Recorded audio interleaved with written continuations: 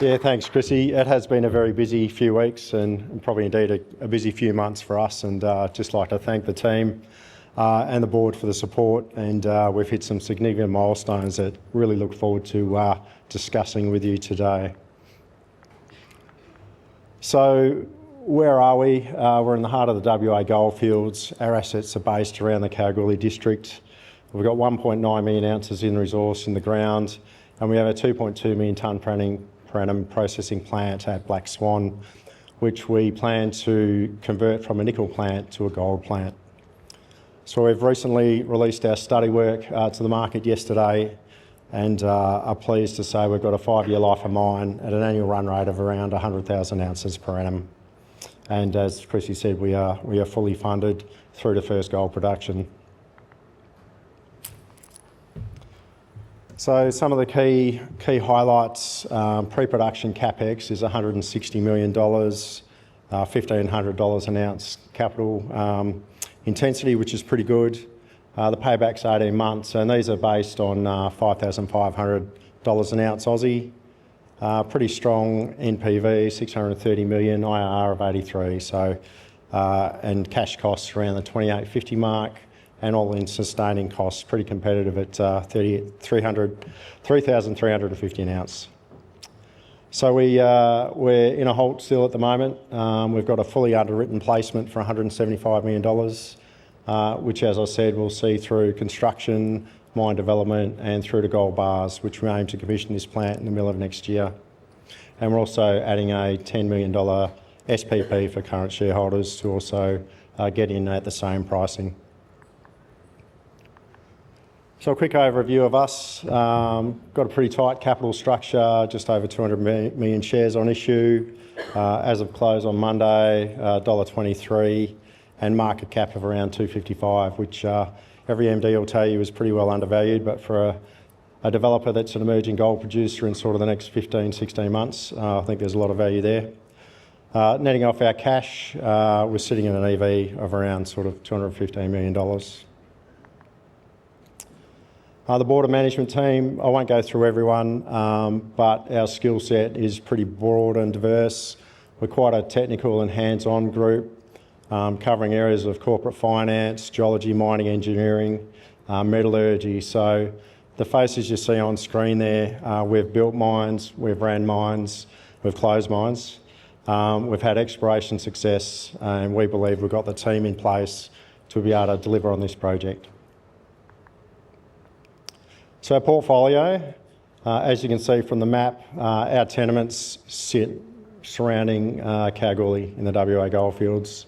Tenements are in red, and the bubbles you can see there are our resource base.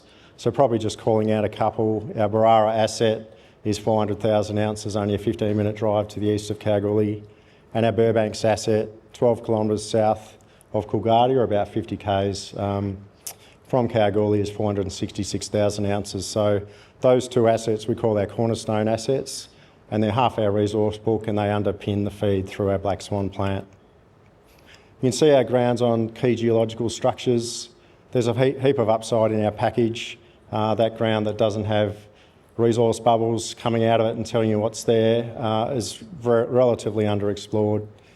Only drilled to 40 or 50 metres depth. A lot of it hasn't had modern exploration techniques, so we see an enormous potential to grow our resource base further into reserve and grow our mine life beyond that initial 5 years. Probably calling out a couple of other assets. Our plant is 40 kilometres to the north of Kalgoorlie there at Black Swan. It's got 220,000 tonnes of nickel in the ground, which is great option value when the nickel price does recover. And we also have our Nimbus Silver Zinc project, which is a project that doesn't have any value in our portfolio at all, or our market cap. We've got a project sitting there as the silver price has been firming, 20 million ounces of silver and 104,000 tonnes of zinc. So we're currently reviewing from a strategic level what we actually do with that asset, whether we take it through to development or some other pathway. So our strategy through production, where are we now? Now that we've delivered the study and we're fully funded, we're getting the rubber on the road now. We're working towards production and de-risking our assets. In the next 12 months, we'll start construction of the plant by the middle of this year, and we'll turn the plant on in the middle of next year and be producing gold bars. We'll also start mining operations late this year to begin to feed the plant. On the growth side of things, we want to increase our resource base. So as I'll show you later, only about 30% of our resources actually been feeding into the plant. So through more infill, we can increase the category confidence of our resource base and to be able to generate more ore reserves and increase our mine life. We're currently doing a 30,000 metre program at our Burbanks asset at the moment, and I'll talk about that in a minute.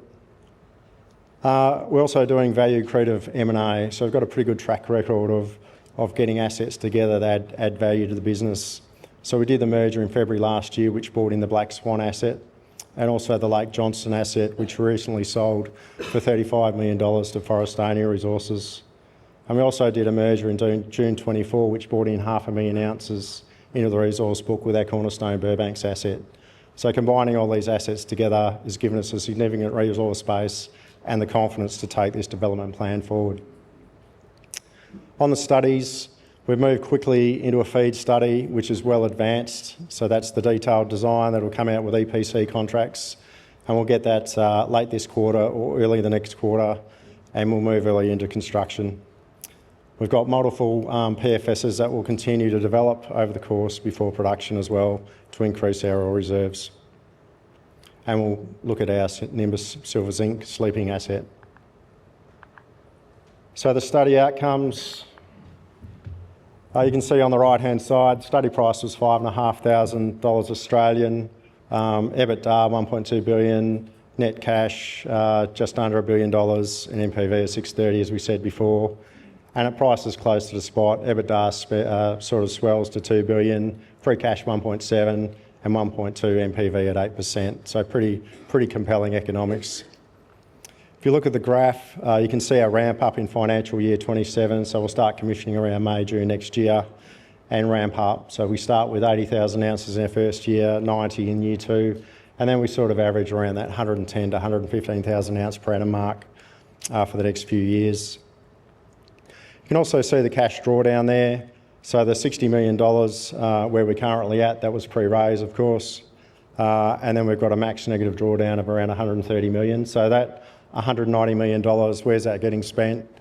The capex on the plant's $101 million. There's $45 million on infrastructure. And some of that infrastructure is developing roads in and around the mines particularly.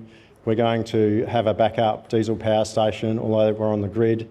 We're on the Elp steam in Kalgoorlie where you get curtailed, particularly through the hot summers. So we'll have diesel backup power. We'll also build a camp. Previously the site was a drive-in, drive-out site 40 minutes away, but we'll put a camp for our maintenance and processing guys as well.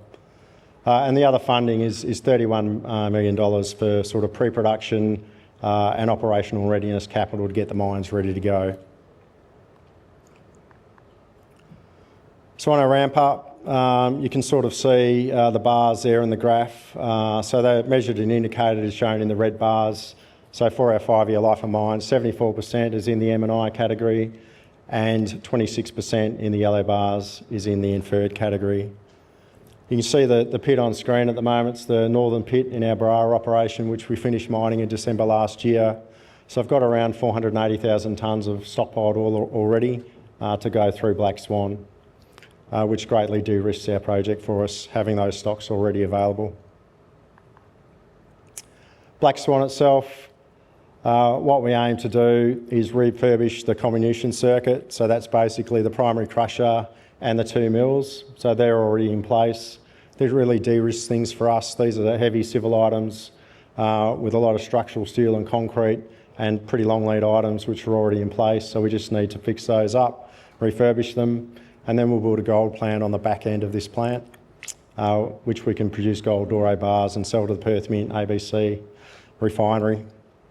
And towards the top of the photograph there, you can see the flotation circuit, the filtration circuit, the drying shed.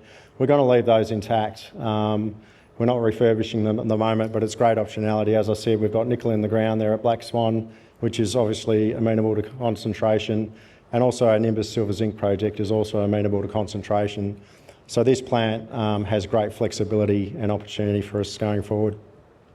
So on grid power, as I mentioned, We've got our water bores in place. We just need to re-equip those and expand the bore field a little. And we've got tailings capacity as well. So we've got a bit over a year of tailings deposition left on the current lift, and the next 2 lifts are already approved. So we've got 4 years of tailings deposition at this plant as well. One of the benefits of getting a brownfields project. Simply again, in a different form, just going to refurbish the front end, put a gold circuit on the back end and leave the concentration circuit intact. Sounds easy when you say it fast, but we're looking forward to getting to work. The Black Swan processing hub, so it's a hub and spoke model. Our Black Swan plant there you can see is the hub, and then we truck our ore to the plant. You can see the list of assets there on the left-hand side, so they rank from the highest tonnage through to the lowest, and no surprise our Burbanks and Brar assets feature prominently, being the largest ones in our resource base. There's 10 assets there to feed the 5-year plan. Typically we'll be mining 3 to 4 assets a year to fill Black Swan. Looking at some milestones and timing, probably focus more on the bottom, just to reiterate the time frame. We are going to start construction in the coming months, and we're going to go through and commission in late 27, and we'll be in gold production in mid 2027. So some of the upside, this is a long section of our Burbanks asset. It's got 5.5 kilometres in strike. The resource only goes to about 250 metres in depth. You can see the resource there is in yellow and orange. We love this asset. It's our highest grade asset. It's our largest asset, but it does have an Achilles heel, and that's the amount of ore that's in the inferred category. So as you can see, only 30% of the resources indicated for the open pit and only 10% for the underground. So this asset requires infill drilling, which we're doing now. So we started a 15,000 metre infill program in July last year, and we'll complete that next month. We'll update the resource for Burbanks in the June quarter, and then we'll run the PFSs again on this asset. In our 5-year plan, we actually haven't got any Burbanks underground in it, so there's a bit of upside there as well once we do this resource and ore reserve update.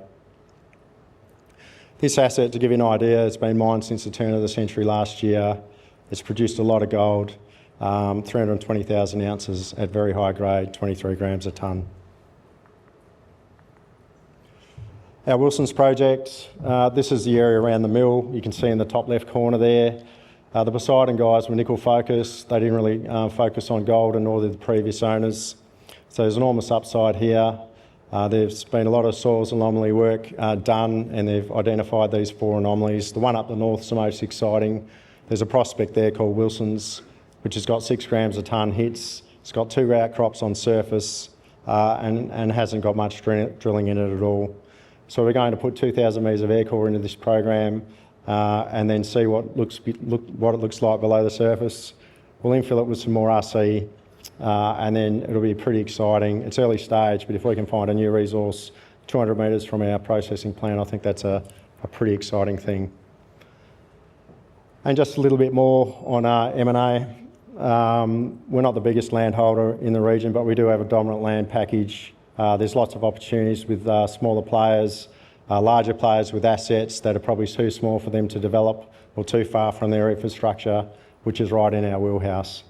So there'll be plenty of more M&A action coming up in the eastern goldfields of WA. And just to sum up, we've got a great resource base, 1.9 million ounces in the ground. We've got the team that can deliver this asset, build that 5-year plan and build this plant. So please keep an eye on Horizon Minerals. Thanks.